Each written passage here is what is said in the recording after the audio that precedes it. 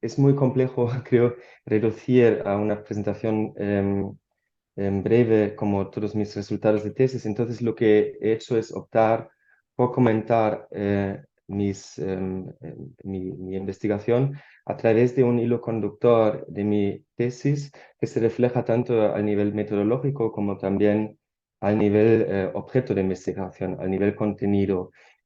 Como ha dicho Carolina, mi tesis versa sobre la revista Realidad, que fue publicada en Buenos Aires entre 1947 y 1949, en Buenos Aires por intelectuales tanto exiliados argentinos, exiliados españoles, como también argentinos. Me gustaría también mostrar una presentación, pero es que no sé cómo acceder a lo de a compartir la presentación. ¿Es posible? Tengo una presentación hecha. Perdona, ¿puedo compartir la presentación? En compartir pantalla, ¿no? Ah, sí. Compartir pantalla, Ah, una ahora presentación sí, sí. arriba. Ahora lo veis? Sí, Ahora sí, Sí. Nikla. Ah, muy bien. Muchísimas gracias. Perdona por este problemilla. Ahora lo único que necesito es acceder a los... Es que no sé cómo acceder a los... ay, es que no me sale no puedo cómo acceder a... Ah, ahora sí. Muy bien. Muchísimas gracias. Nada, sin duda de sus propias premisas tácitas, la historiografía global fue hasta hace pocos años practicada con cierto entusiasmo, guiada por la convicción que un mundo globalizado debe dar fe de su propia existencia en sus estudios del pasado, centrándose en las movilidades, interacciones y relaciones entre las distintas partes del mundo. Resulta sintomático que Stefanie Gänger y Jürgen Osterhammer, dos de los principales representantes de esta disciplina, nos recuerden en un ensayo reciente que la premisa de esta disciplina, la idea de la globalidad o del universalismo, que es sobre lo que voy a hablar, como ven en el título, depende de una percepción específica y con lo cual histórica del mundo que se ha adoptado durante muchos años como una especie de ley natural, como dicen. La pandemia del coronavirus, por ejemplo, nos debería hacernos cuestionar si fenómenos como la aceleración sucesiva de la vida social, la libre movilidad territorial o la idea de una pérdida de influencia de los estados-nación puedan servir como premisa a la vista de lo ocurrido. Me he permitido comenzar con esta pequeña reflexión metateórica o metaenfoque en homenaje a Francisco Ayala, porque en sus escritos de posguerra, que son los que más me interesaron en mi investigación, Ayala habla en diferentes ocasiones de la condición histórica del saber y de pensar, incluso de nuestra propia forma de pensar y del saber cuando lo ejecutamos. Uno de los textos principales de eso sería el Tratado de Sociología, donde habla de la sociología en cuanto ciencia de la crisis, en cuanto que la ciencia de la sociología surge en la crisis de la modernidad, que tiene la sociedad en crisis como objeto y también el sujeto integrante de esta misma sociedad como un sujeto en crisis, es decir, que los sujetos que ejecutan la propia ciencia, que sería la sociología, son sujetos que están en crisis. Aparte, en mi investigación, aparte de Ayala, me dedico una especial atención también al filósofo cultural argentino Francisco Romero, y eso por diferentes razones. En primer lugar, porque ambos muestran muchas similitudes y creo que no se ha investigado a fondo esa relación. Eso no es de extrañar, porque ya que compartir inquietudes, opiniones o posiciones es en última instancia el requisito intelectual sociológico para que trabajadores culturales forman alianzas que se reflejen en proyectos como sería una revista, ¿eh? O sea, es decir, es una de las condiciones de posibilidad para aliarse y creo que una revista cultural es un reflejo material de esas similitudes. En el caso de Ayala y Romero, Por ejemplo, eso se aplica a su concepción de la crisis de la modernidad como un proceso.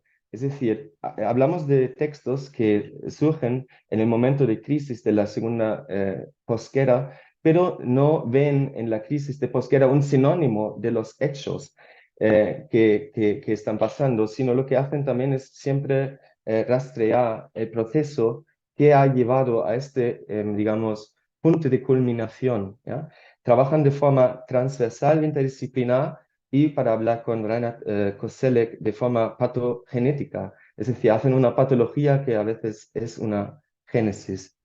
También están unidos en su intento de asignar un nuevo papel a las unidades culturales a las que se sienten, a los que pertenecen, ¿no? La cultura hispánica, en el caso de Ayala, y la latinoamericana en el caso de Romero, con vistas a los cambios geopolíticos posteriores a la Segunda Guerra Mundial. Es decir, asignar un nuevo papel, asignar un nuevo lugar en este cambio, o, digamos, en este movimiento de las placas tectónicas a nivel geopolítico del mundo, qué lugar debe ejecutar el mundo hispánico o el mundo americano en esta nueva constelación que se está cosechando, ¿no?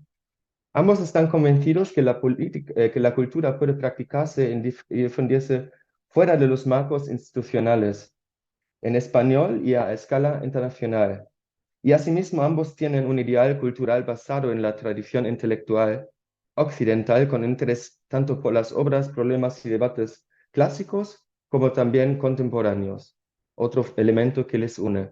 Y un elemento más que une a ambos pensadores es la figura del filósofo de cultura José Ortega y Gasset, presente en tanto las biografías como también en el pensamiento, de forma diferente en ambos casos, ¿no? Sería muy difícil ahora como explayarlo mucho, pero en el caso de Romero mucho más a la lejanía, en el caso de Ayala mucho más en la cercanía, vamos a dejarlo así.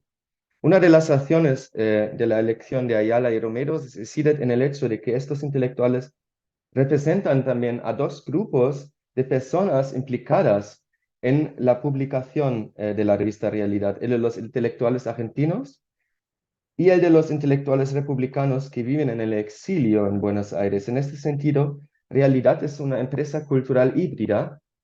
Y una cosa que también me gustaría añadir aquí, que es interesante desde un punto de vista histórico-intelectual, es que Ayala, en Recuerdos y Olvidos, en su biografía, dice que el iniciador del proyecto Realidad, que es Eduardo Maía, el escritor argentino Eduardo Maía, le ofreció dirigir la revista, según él, pero por su condición de exiliado, prefirió ceder el paso a Romero y que él fuera como una especie de director a la sombra, ¿no? Es por lo menos lo que dice Ayala. En ese sentido, la autodenominada Revista de Ideas fue editada por un equipo compuesto por exiliados republicanos como Ayala, Lorenzo Lozuriaga, Guillermo de Torre, intelectuales argentinos como Eduardo Maea, Ezequiel Martínez Estrada y Carmen Gándara, y publican en ella tanto autores internacionales como Arnold Toynbee, Martin Heidegger y Jean-Paul Sartre, así como autores americanos como Jorge Luis Borges, Alfonso Reyes y Julio Cortázar, y también exiliados como Pedro Salinas, Américo Castro y Juan Ramón Jiménez. La doble vertiente, y ahora viene una observación que me parece fundamental, española y americana del círculo intelectual detrás del proyecto, ha hecho que la revista aparezca en índices o en historiografías culturales, tanto del hemisferio argentino como del hemisferio español. Es decir, hay como un sentimiento de pertenencia de esta revista, tanto por un lado como también por el otro. Es decir, a qué hemisferio pertenece la revista? Yo creo que a ambos.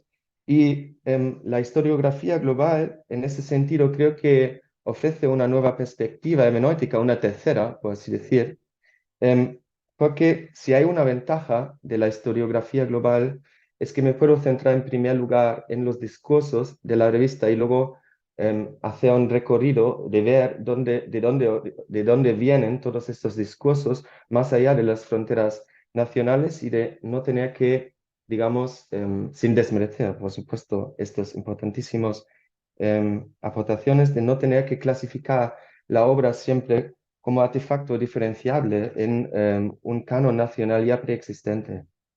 Entonces, en este nuevo panorama, me gustaría ubicar la revista Realidad, una vista al panorama de los periódicos culturales de después de 1945 muestra que los saberes que peculan en realidad son particularmente característicos de la agenda cultural de los proyectos europeos de aquellos años. Revistas como El Merkur, dirigida por Hans Peschke y Joachim Moras, o la revista Le Temps Moderne, fundada por protagonistas de la escena intelectual como Jean-Paul Sartre, Simone de Beauvoir o Meris Merleau-Ponty, no solo se parecen a realidad en el diseño de su maqueta, como ven aquí, que recuerda a la revista The Criterion de T.S. Eliot, sino también en cuanto a sus discursos, temas y debates. No puedo como ahora demostrarlo del todo, me lo tienen que creer. Más allá de este nivel horizontal de problemáticas comunes, hay otro aspecto que une a estos proyectos de publicación, su dimensión vertical. Los tres periódicos de Posquera se inscriben en la línea de tradición de las revistas culturales que fueron portavoces de los discursos intelectuales de sus respectivos países en el periodo de entreguerras y que fueron engullidas temporal o totalmente por el vorágine de los acontecimientos de los años posteriores. Mientras que la revista de Occidente, que todos ustedes conocen, que se publica hasta hoy en día, pero que, como saben, también hay fases de publicación. La revista de Occidente, bajo la dirección del filósofo español Ortega y Gasset, hizo su primera fase de publicación al estallar la Guerra Civil Española. En los mismos años, la NSDAP intentó convertir el mensual alemán Europäische Revue, editado anteriormente por Karl Anton Rohan, en un órgano de propaganda nacional socialista, con lo cual se hizo inútil también desde un punto de vista intelectual. Y la revista literaria francesa Nouvelle Revue Française, publicada por Gallimard, sufrió un destino similar cuando se prohibió su publicación entre 44 y 53 por haber colaborado previamente con las fuerzas de ocupación nazi bajo la dirección del escritor fascista Pierre Drieu de La Rochelle.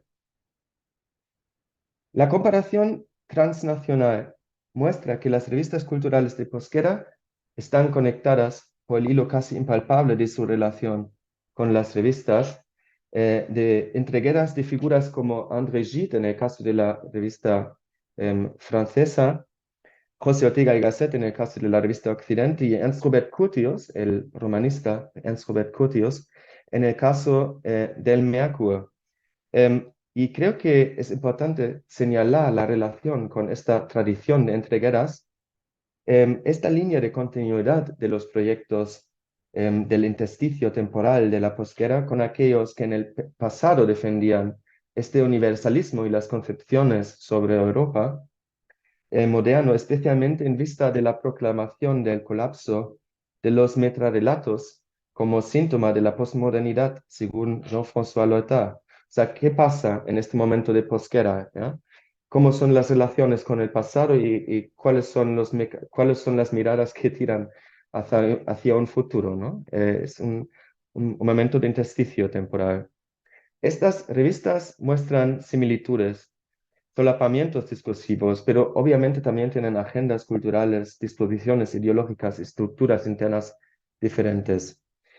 Mi hipótesis es que llenan un vacío periodístico entre los escritores, entre sus lectores, que ha dejado la desaparición de estas revistas, pero también tienen este elemento de continuidad. Por ejemplo, en su editorial del primer número, el MEACO habla de una continuidad del espíritu europeo y tiene presente la figura de Ernst Robert Curtius, el romanista Ernst Robert Curtius, como mentor de los redactores Hans Peschke y Joachim Moras, y como mediador de sus contactos. Es decir, en el Merkur, en el momento de la posguerra, de la Segunda Guerra Mundial, van a publicar también autores como André Gide y José Ortega y Gasset. Y em, hay incluso un montón de correspondencias en el archivo de literatura alemana de Marbach entre estos directores de la revista de posguerra, que serían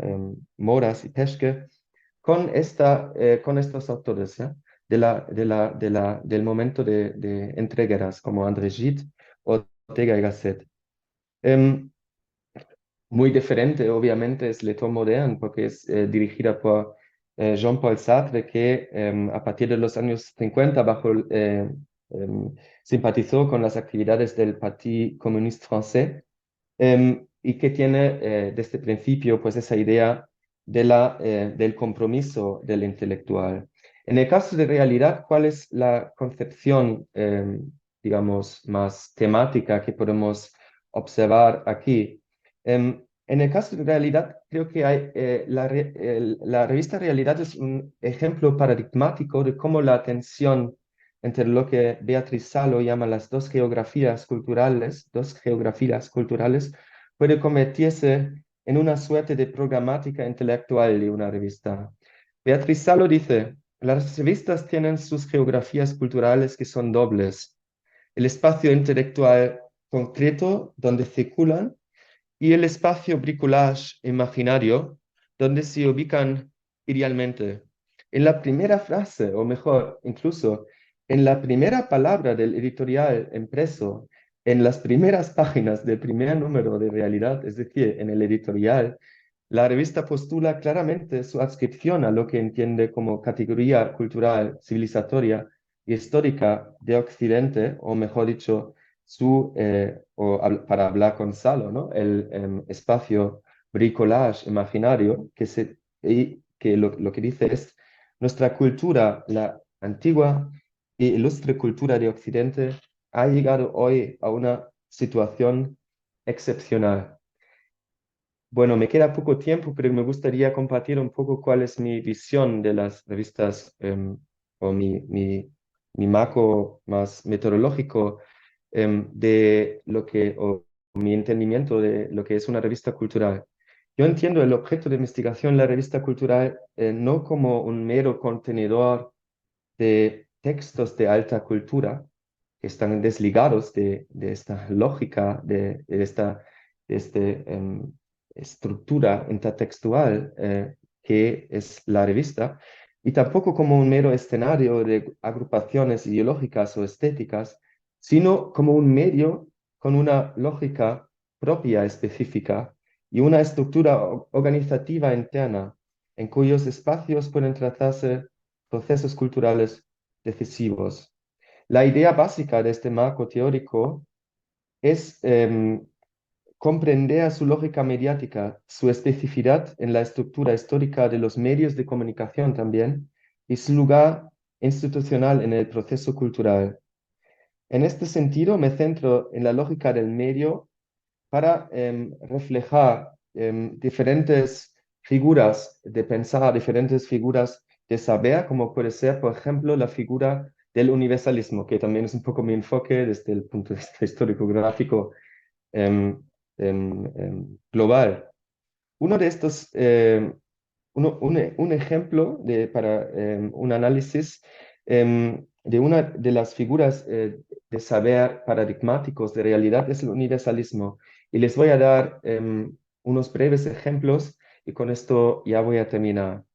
Un ejemplo donde en mi opinión, se refleja un pensamiento universalista dentro de la revista es el caso del humanismo.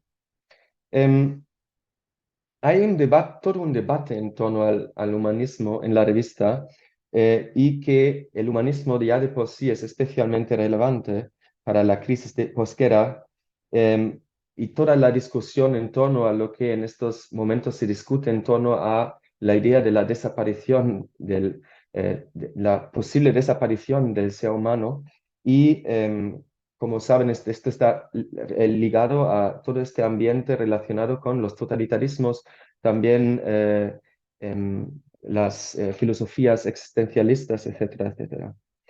Y una publicación clave en este sentido es la publicación de Martin Heidegger, la Carta sobre el humanismo.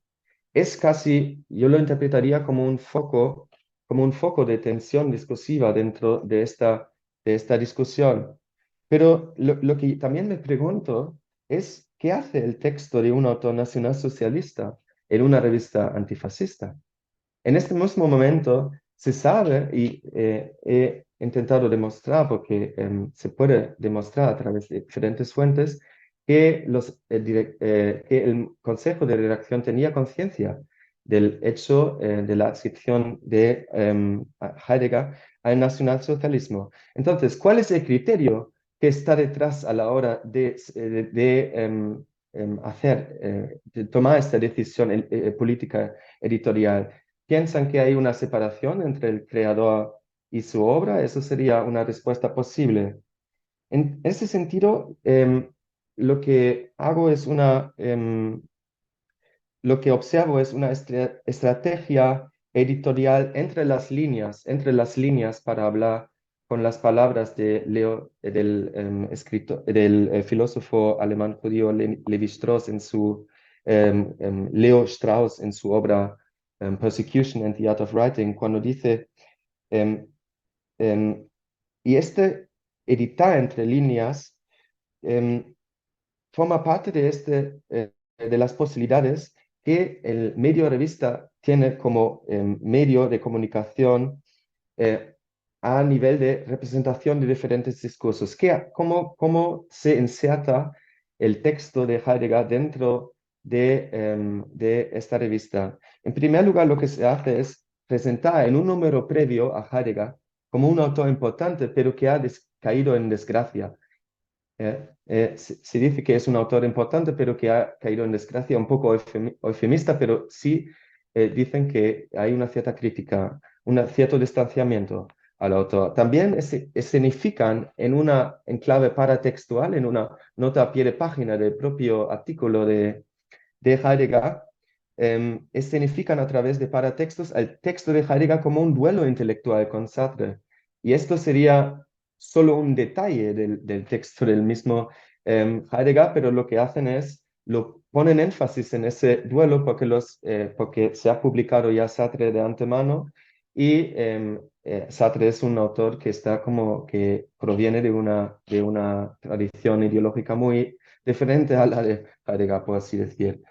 Y por esto hablo en este folio también del caso del número 7 de realidad.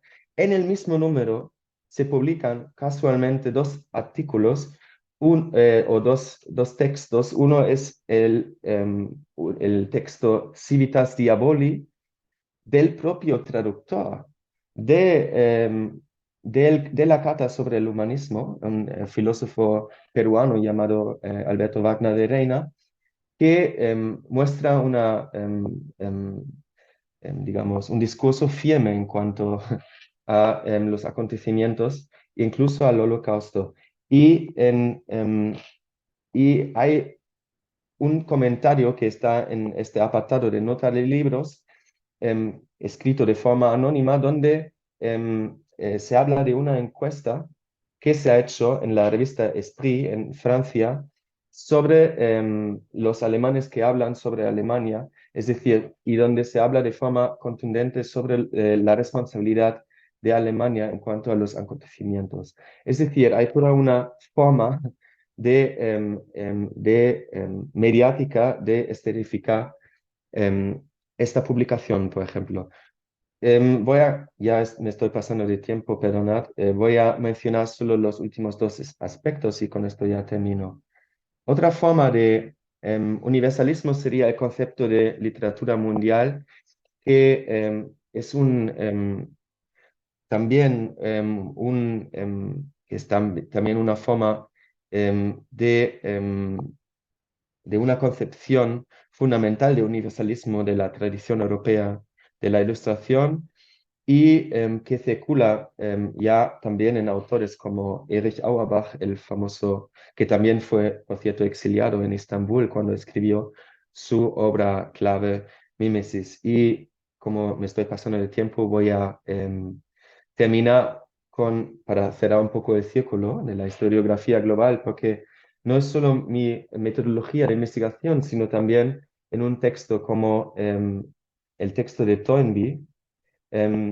Toynbee habla o propone como una World History y aunque esta World History o esta propuesta es leída por diferentes autores en sus comentarios o leen a Toynbee un poco como un representante de un discurso occidentalista en el contexto de una guerra fría ya perceptible en el medio. Y con esta lógica bipolar tan presente también, y por la desgracia tan actual, me gustaría cerrar la comunicación dando las gracias por la atención y nada, espero vuestros comentarios. Muchas gracias.